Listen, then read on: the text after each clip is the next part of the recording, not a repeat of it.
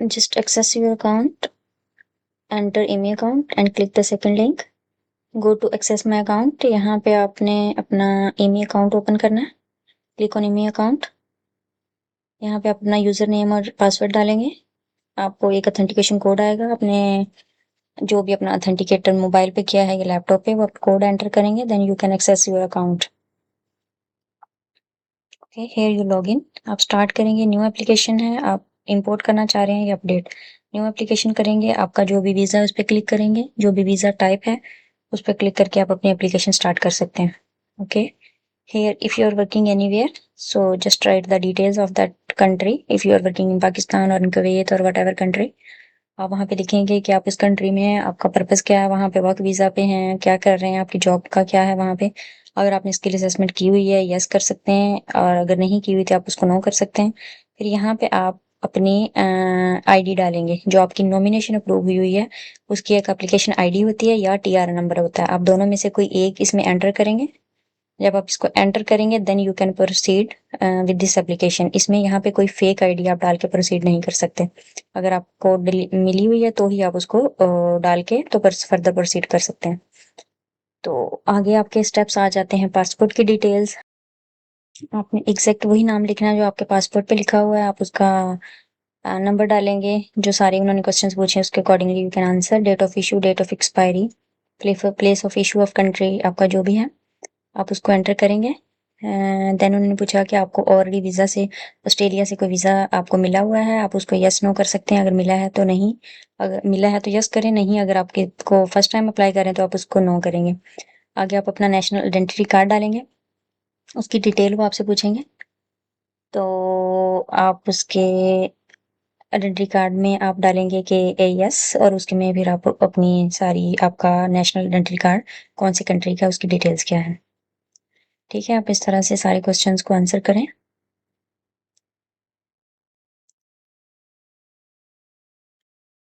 यहाँ पे आईडी की डिटेल डालने के बाद आप फर्दर प्रोसीड करेंगे. Go to confirm. यहाँ पे आपकी आ जाएगी आपकी जो बर्थ की डिटेल्स है कि आप कहाँ पे आपकी बर्थ हुई, प्लेस कौन सी है, आपका रिलेशनशिप स्टेटस क्या है. आप उसमें कर सकते हैं मैं you are married, you can click the married, never married, widow, whatever. फिर आप आगे बताएंगे कि अब अदर नेम, अगर आपने कभी नेम चेंज करवाया हुआ उस पर कर सकते हैं. सिटीजन स्टेटस आपका क्या है, आप पाकिस्तानी हैं या आपकी जो भी नेशनैलिटी है वहाँ पे वो ऐड कर सकते हैं. अगर आप अपने ट्रैवल के लिए ट्रैवल डॉक्यूमेंट अदर ऐड करना चाहते हैं तो आप ऐड कर सकते हैं, वरना आप उसको नो करके प्रोसीड कर सकते हैं फर्दर. ये आपकी आगे डिटेल बता देंगे. ये 5th स्टेप पे आपको ये बता देंगे कि आपने वीज़ा स्ट्रीम आपकी ये है, इसका मैक्सिमम पीरियड ये है, और यही आपकी एक आईडी नंबर है, उसकी आप उसको कंफर्म करेंगे और फर्दर प्रोसीड करेंगे.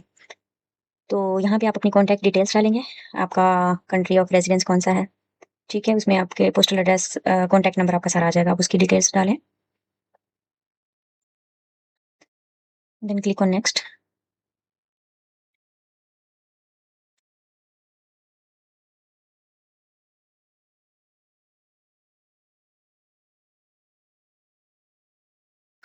फिर वो आपसे पूछेंगे कि आप अपनी एप्लीकेशन जब आपका फाइनल होता है तो आप किस तरह से रिसीव करना चाह रहे हैं. कोई एजेंट के थ्रू है या आपके ऑन पे कोई जाएगा वहाँ पे रिसीव करने, तो आप उसको नो क्लिक करेंगे because you want to receive it via email only.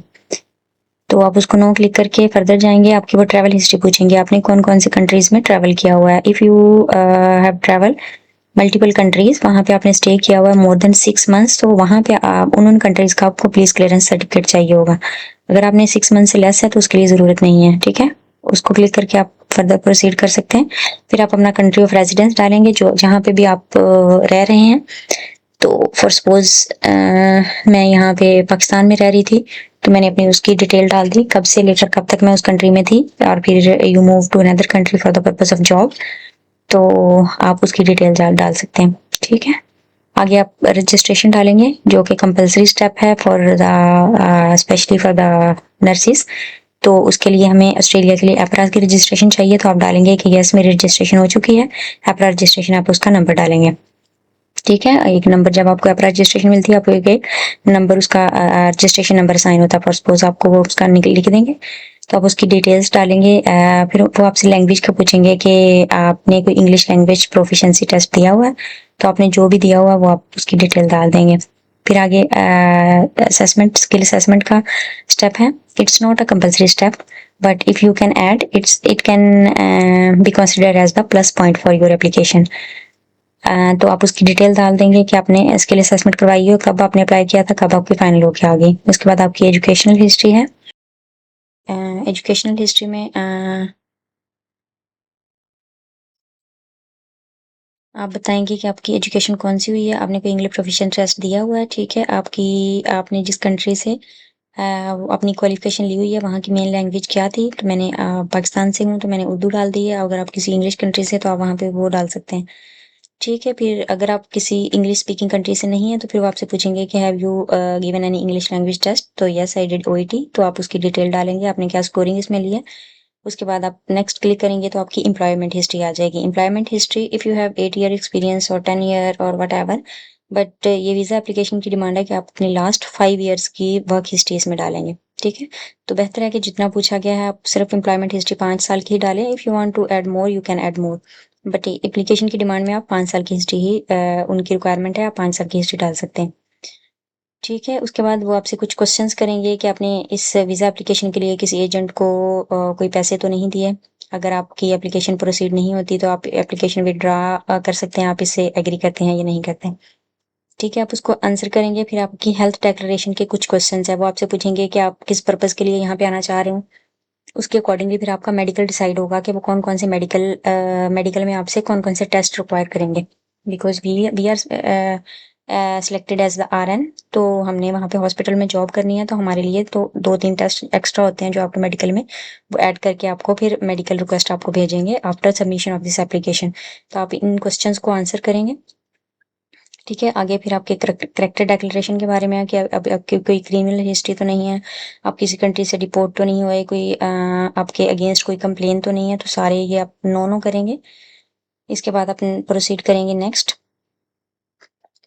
फिर डिक्लेरेशन है कि आपने जो भी इंफॉर्मेशन दी है अपनी थ्रू आउट प्रोफाइल में, एप्लीकेशन में, वो सारी करेक्ट है। आपने सारी उनके टर्म्स कंडीशंस को पढ़ लिया, उनके सारे रूल रेगुलेशंस को पढ़ लिया, you are agree with them and you want to proceed with your application. आप इस सबको सारा यस यस करने के बाद आगे फर्दर प्रोसीड करेंगे, ठीक है। तो ये फाइनल स्टेप में आपकी एक डिटेल, एक समरी दिखा देंगे जो जो आपने अपनी प्रोफाइल पूरी फुल एंड फाइनल की है। फिर आप यहाँ पे नेक्स्ट करेंगे तो आपके डॉक्यूमेंट्स अटैच करने के प्रोफाइल यहाँ पे एक फोल्डर आएगा।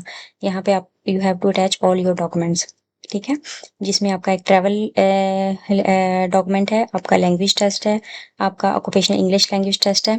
इसके अलावा आपकी क्वालिफिकेशंस, आपकी एजुकेशन और आपकी स्किल असेसमेंट, आपकी रजिस्ट्रेशन और नॉमिनेशन लेटर आपका आएगा। और एंड पे आपसे एक वो इमेज पूछेंगे। इमेज बेटर है कि आप वो पासपोर्ट साइज अपनी फ़ोटो वो अटैच कर दें। अगर वो आपके पास नहीं है तो आप मतलब इस तरह से अपना सेल्फी क्लिक करें कि आपके दोनों शोल्डर्स और आपका हेड उसमें क्लियर आए, ठीक है। एप्लीकेशन सबमिट करने से पहले कंपल्सरी है कि आपने एटलीस्ट 2 डॉक्यूमेंट्स रेडी रखें, जिसमें आपका इंग्लिश लैंग्वेज टेस्ट होना चाहिए और आपका एक ट्रैवल डॉक्यूमेंट होना चाहिए। बाकी डॉक्यूमेंट्स आप उनसे टाइम बार्गेन कर सकते हैं, आप रीज़न देके आप एप्लीकेशन को प्रोसीड कर सकते हैं। And last step for the payment, इसमें आप अपनी कार्ड की डिटेल्स डाल के आप पेमेंट कर सकते हैं। और कंट्री का अपना कार्ड की डिटेल डालते हैं तो उसमें आपको कोई जीएसटी टैक्स पड़ता है, that is almost like 49 point something. तो टोटल आपकी फी बनेगी 32 60 ऑलमोस्ट 60 ऑस्ट्रेलियन डॉलर्स।